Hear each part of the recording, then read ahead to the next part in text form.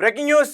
పాకిస్తాన్లోని Balochistan liberation army Pakistan army మీద అటాక్ చేసింది. దాదాపు 22 పాకిస్తాన్ సైనికుల్ని హతం చేసినట్టుగా కూడా ఒక వార్త వెలుగులోకి రావడం జరిగింది.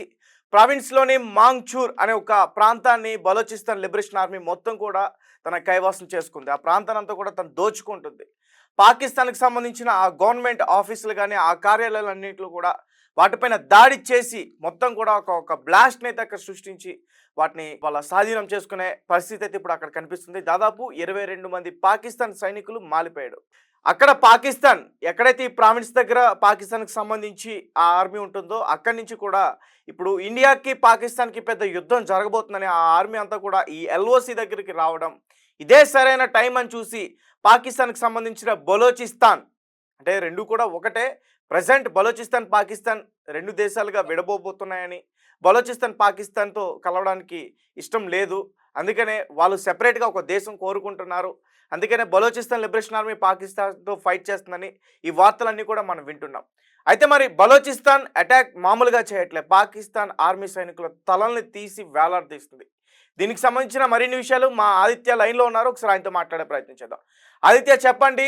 ఒక పక్క ఇండియాతో ఒక పెద్ద వార్ జరగబోతుందంటూ కూడా పెద్ద ఎత్తున వార్తలు వస్తుంటే, మరొక పక్క పాకిస్తాన్ని బలోచిస్తాన్ అతి దారుణంగా హతమార్చి వాళ్ళ ఆర్మీ సైన్యాన్ని హత్యలు చేస్తుంది. పహల్గామ్ ఉగ్రదాడి తర్వాత ఇప్పుడు పాకిస్తాన్ పరిస్థితి అధ్వాన్నంగా తయారైపోయింది. ఒకవైపేమో ఇండియా అంటే దౌత్యపరంగా లేకుంటే వాణిజ్యపరంగా ఆర్థిక పరంగా దెబ్బతీసేసింది, సింధు నది జలాల్ని ఆపేసింది, ఈ రకంగా ముప్పు తిప్పలైతే పాకిస్తాన్ ని పెట్టింది ఒకవైపు. మరోవైపు వాళ్ళ దేశంలో ఉన్న మిలిటెంట్లు అయిన బలూచిస్తాన్ వాళ్ళు చుక్కలు చూపిస్తున్నారని చెప్పుకోవాలి. తాజాగా తుర్బర్ దుక్కిలో ఆర్మీ కాన్వాయ్ల పైన ఈ బలూచిస్తాన్ లిబరేషన్ ఆర్మీ అటాక్ చేసింది. ఈ దాడిలో 22 మంది పాకిస్తాన్ సైనికులు హతమయ్యారు. సో చాలా మందికి గాయాలు కూడా అయ్యాయి. అయితే 6 బిఎల్ఎఫ్ ఫైటర్స్ కూడా మరణించడం జరిగింది. అయితే మరో ప్రాంతంలో ఈ ఇరు వర్గాల మధ్య తీవ్ర ఘర్షణ కూడా చోటు చేసుకుంది. కొన్ని పట్టణాల పైన ఈ బలూచిస్తాన్ లిబరేషన్ ఆర్మీ పట్టు కూడా సాధించింది. ఈ రకంగా ఒకవైపేమో బలూచిస్తాన్ ఆర్మీ పాకిస్తాన్ మీద దాడులు చేయడం, మరోవైపు భారత్ ఏమో ఉగ్రదాడికి దీటుగా కొన్ని నిర్ణయాలు తీసుకొని దాన్ని అంటే ఆర్థిక పరంగా దెబ్బతీసే విధంగా చేయడం, ఈ రకంగా మొత్తం కూడా పాకిస్తాన్ ముప్పు తిప్పలు అయితే పెట్టడం చూస్తున్నాం. సో అదే విధంగా ఇప్పుడు పాకిస్తాన్ ఎటువంటి నిర్ణయాలు తీసుకోబోతుంది దీని పట్ల అని చెప్పేసి కూడా చాలా మంది మాట్లాడుకున్నారు. వాళ్ళు ఒక కన్ఫ్యూజన్ స్టేట్ లోకి వెళ్ళిపోయారు, ఏం చేయాలి అని చెప్పేసి. ప్రెసెంట్ పాకిస్తాన్ పరిస్థితి చాలా దారుణంగా ఉంది. ఒక పక్క ఇండియా వారిపైన యుద్ధం ప్రకటిస్తే ఇండియాతో ఎలా యుద్ధం చేయాలని సన్నాహాలు చేస్తున్న టైంలో ఒక పక్క బలోచిస్తాన్ వెనక్కి నుంచి వెన్నుపోటు పొడుస్తుంటే పాకిస్తాన్ డిఫెన్స్ మినిస్టర్కి కవాజాకి పాకిస్తాన్ ఆర్మీ చీఫ్ ఆసిఫ్ మునీర్కి అసలు అర్థం కావట్లేదు. నిజానికి వీళ్ళు ఆ బలోచిస్తాన్ ఆర్మీ ఎక్కడ వీళ్ళని లిబరేషన్ ఆర్మీ వేసేస్తారు, అంటే వీళ్ళని ఎక్కడ హతమారుస్తారని చెప్పేసి వీళ్ళిద్దరూ కూడా దాక్కుంటున్నారు. ఇది కూడా వాళ్ళ న్యూస్ ఛానల్స్లోనే వస్తున్నాయి న్యూస్. ఎక్కడ ఆ బలోచిస్తాన్ ఆర్మీకి వీళ్ళు ఎక్కడ దొరికితే వాళ్ళు వీళ్ళని అంతం చేస్తారనే భయంతో వీళ్ళు దాక్కుంటున్నారు. పైగా మనకి మాత్రం వీళ్ళు సల్లు కబుర్లు ఏం చెప్తున్నారంటే ఇండియాతో యుద్ధం కోసం మోటివేషనల్ స్పీచ్లు ఇస్తున్నారు, ఇండియాతో యుద్ధం కోసం భారీగా కుట్ర పన్నుతున్నారు, సన్నాహాలు చేస్తున్నారంటూ కూడా చెప్పే ప్రయత్నం చేస్తారు.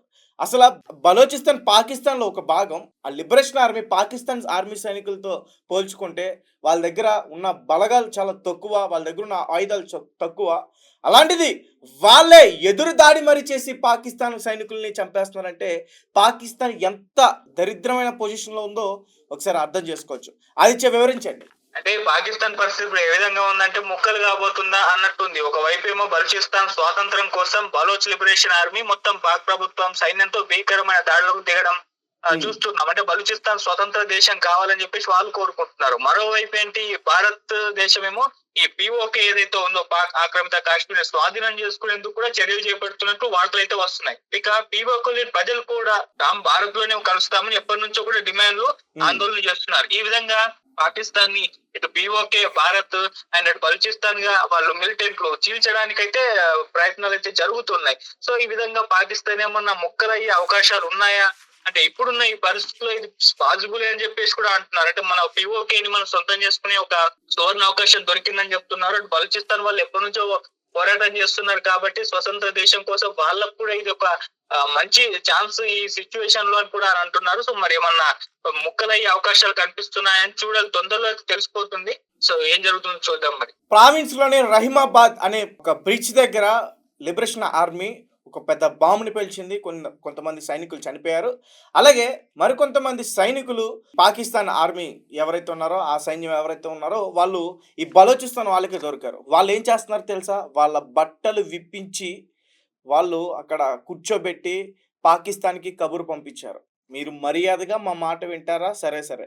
లేదంటే మాత్రం ఇలానే మీ ప్రతి ఒక్క ఆర్మీ సైనికుడికి ఇదే గతి జరుగుతుంది. అలాగే ఏదో ఒక రోజు మీ ఆసిఫ్ మునీర్ తలను కూడా మేము తీసేస్తాం, తీసుకెళ్ళిపోతాం అంటూ కూడా లిబరేషన్ ఆర్మీ చీఫ్ ఎవరైతే ఉన్నారో ఆయన మాట్లాడడం జరిగింది. ఒకసారి పూర్తిగా అతను ఏం మాట్లాడాడో కూడా ఒకసారి మనం చూసే ప్రయత్నం చేద్దాం. ఎందుకంటే పాకిస్తాన్ అలాగే చైనా ఈ 2 దేశాలు కూడా బలోచిస్తాన్‌లో ఉన్న వనరులన్నీ కూడా దోచుకుంటున్నాయి. ఇక్కడ ప్రజలు ఆకలితో చనిపోతున్నారు. అందుకే మేము స్వాతంత్ర దేశాన్ని కోరుకుంటాం అంటూ కూడా అతను మాట్లాడడం జరుగుతుంది. అవును, చైనా, పాకిస్తాన్ కలిసి నిజంగానే ఈ బలోచిస్తాన్‌లోకి సంబంధించిన చాలా కూడా భూమిలో వస్తున్న అవన్నీ కూడా ఆళ్ళు దోచుకునే ప్రయత్నం చేస్తున్నారు. ఒకసారి అతను ఏం మాట్లాడాడో ఒకసారి మనం క్లియర్‌గా ఒకసారి వినే ప్రయత్నం చేద్దాం. Motive of our attack was very clear. It was a simple and clear message to China and Pakistan to withdraw immediately from Balochistan. So ఎట్టి పరిస్థితుల్లో పాకిస్తాన్, బలోచిస్తాన్ విడిపోవాల్సిందే. బలోచిస్తాన్ మాకు ఇండిపెండెంట్‌గా మాకొక కంట్రీ కావాల్సిందే. మేము స్వాతంత్రం కోరుకుంటున్నాం. పాకిస్తాన్ నుంచి మేము విముక్తిని కోరుకుంటున్నాం. ఇన్ని రోజుల పాటు మేము పాకిస్తాన్‌లో కలిసి ఉండటం మా దురదృష్టకరం. కాబట్టి బలోచిస్తాన్ మేము బలంగా ఉన్నాం, బలపడతాం. మా ప్రాణాలైనా సరే మేము తెగించి మేము ఖచ్చితంగా బలోచిస్తాన్ని సాధిస్తామంటూ కూడా వాళ్ళు చెప్పే ప్రయత్నం అయితే చేస్తున్నారు. మరొక పక్క పాకిస్తాన్ ఏమో ఇండియా మీదకి మేము మిసైల్స్ పంపిస్తున్నాం, అవి పంపిస్తున్నాం. మా దగ్గర ఇన్ని జెట్స్ ఉన్నాయి, ఆయుధాలున్నాయి, అణుబాంబులున్నాయి, 170 అణుబాంబులున్నాయి, 175 జెట్స్ ఉన్నాయి. ఇవన్నీ కూడా కబుర్లు చెప్పే ప్రయత్నం చేస్తుంది. అక్కడ ఆర్మీ సైనికుల్ని కాపాడుకోలేకపోతుంది. అలాగే ఆ బలోచిస్తాన్ ఎవరైతే ఉన్నారో లిబరేషన్ ఆర్మీకి భయపడి పాకిస్తాన్ సైనికులు ఒక పక్క భారత్‌తో యుద్ధం చేయాలి, మరొక పక్క బలోచిస్తాన్ ఆర్మీతో యుద్ధం చేయాలి, మరొక పక్క ఆఫ్ఘనిస్తాన్ తలిబాన్లతో యుద్ధం చేయాలి. మా వల్ల కాదు, దయచేసి మమ్మల్ని వదిలేయండి, బతుకుంటే చాలు అని వాళ్ళు వాళ్ళ జాబులకి రిజైన్ చేసి, రాజీనామా చేసి వెళ్ళిపోయిన పరిస్థితి కూడా అక్కడ కనిపిస్తుంది. సో పాకిస్తాన్ మొత్తం కూడా ఫినిష్. పాకిస్తాన్ అనేది ఇక ప్రపంచ పటంలోనే కనిపించదు. ఒకవేళ ఆ బలోచిస్తాన్ మిగతా పాకిస్తాన్‌ని కూడా దోచుకుంటే కూడా మనం ఏమీ పెద్దగా ఆలోచించాల్సిన అవసరం కూడా లేదు. ఎందుకంటే పాకిస్తాన్ ఆధీనంలో ఉన్న ఆ ప్రాంతాలనే, ఆ ప్రావిన్స్‌లో ఉన్న ఆ ప్రాంతాలనే బలోచిస్తాన్ దోచుకుంటుందంటే పాకిస్తాన్ ఎలాంటి స్థితిలో ఉందో మనకి క్లియర్‌గా అర్థమవుతుంది. వీళ్ళకి మాటలు తప్ప చేతలకు రావు. అందుకనే వాళ్ళ తలలు దాచుకుంటున్నాడు. ఈ ఆసిఫ్ మునీర్ బంకర్‌లో దాక్కున్నాడు. ఈ కవాజా మినిస్టర్ వీళ్ళ ఫ్యామిలీ మొత్తాన్ని కూడా లండన్‌లో పెట్టేసాడు. ఎక్కడో కూర్చుని ఒక జూమ్ మీటింగ్‌లో కొన్ని కూతలైతే కూస్తున్నాడు. ఈ కవాజా ఎవరైతే ఉన్నాడో వీడు పెద్ద కాజాగాడు. వీడు మాటలు తప్ప ఏం చేయలేడు.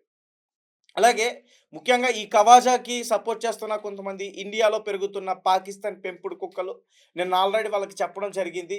కవాజ్ వల్ల ఏం కాదు, కవాజా పెద్ద కాజా నిజానికి. ఎందుకంటే మా దగ్గర ఉన్నాయి, ఇవి ఉన్నాయంటూ మా సింధు నదిని పేల్చేస్తాం మేము, డ్యాములు కడితే ఇండియా వల్ల అంతు చూస్తాం, దాన్ని యుద్ధంగానే మేము పరిగణనలోకి తీసుకుంటాం. మోదీ తల తీసుకెళ్తే అక్కడ వేలాడదీస్తాం. ఈ భారతదేశంలో ఉన్న హిందువులు అందరి రక్తం ఆ సింధు నదిలో పారేస్తామంటూ కూడా అతను మాట్లాడే ప్రయత్నం చేస్తున్నారు. కానీ వాళ్ళనే ఎదుర్కోవడం రాదు. ఎందుకంటే మనం చూస్తున్నాం కదా బలోచిస్తాన్ అక్కడ ఏం చేస్తుందో. సో ఒక రకంగా ఇది గుడ్ న్యూస్ అనే చెప్పాలి. కానీ పాకిస్తాన్‌కి సంబంధించిన ఈ నాయకులు ఎవరైతే ఉన్నారో ఈ ఆసిఫ్ మునీర్ అలాగే కవాజా, వీళ్ళ నాయకత్వం వల్ల, వీళ్ళ పిరికితనం వల్ల అమాయకపు ఆర్మీ ప్రజలైతే చనిపోతున్నారు. అందుకనే వాళ్ళు ముందుగానే గ్రహించి అక్కడికి రాజీనామా చేసి వాళ్ళు వెళ్ళే ప్రయత్నం చేస్తారు. మరి ఏమవుతుందో చూడాలి. పీఓకే కూడా మన ఇండియాకి దక్కబోతుంది. దాన్ని ఎట్లయినా సరే మనం స్వాధీనం చేసుకుంటాం. అలాగే ముఖ్యంగా జాబర్ ఎక్స్‌ప్రెస్‌ని హైజాక్ చేసి గతంలో ఈ బలోచిస్తాన్ లిబరేషన్ ఆర్మీ పాకిస్తాన్ సైనికుల్ని ఎలా మట్టుబెట్టిందో కూడా తెలుసు. సో పాకిస్తాన్ ఇంకా ఫినిష్.